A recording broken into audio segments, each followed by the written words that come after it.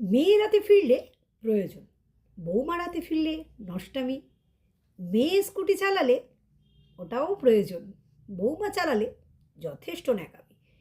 মেয়ে ক্যাজুয়াল পোশাক বা ওয়েস্টার্ন পরলে সেটা কমফোর্টেবল জোন, আর বৌমা পরলে বিয়ে হয়ে যাওয়ার পরেও এইসব নষ্টামি শুরু করে দিয়েছে। মেয়ের বন্ধু থাকলে ওটা তো হতেই পারে স্কুল কলেজে, বৌমার বন্ধু থাকলে বিয়ে করার পর কি বন্ধু থাকা যায়?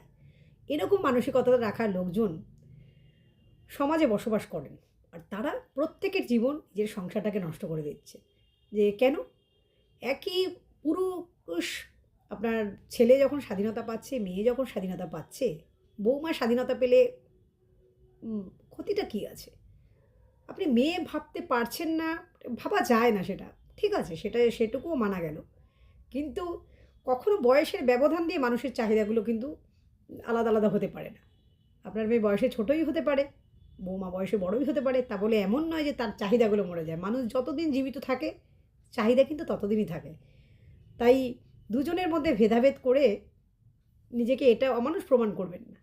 কারণ দুজনেই কিন্তু মেয়ে, গঠনগত দিক থেকে, শারীরিকগত দিক থেকে দুজনেই মেয়ে। আর মানসিকভাবে দুজনেরই চাহিদা কিন্তু থাকতে পারে তাই। আর আপনার মেয়ে যেটাতে কমফোর্টেবল মনে হয়, বৌমারও সেটাই হয়। বৌমা কোনো যন্ত্র নয় যে আপনার কথা মতো শাড়ি পরে ঘোমটা দিয়ে ঘরেই থাকবে। তারও কিছু চাহিদা আছে। এগুলো একটু বুঝুন।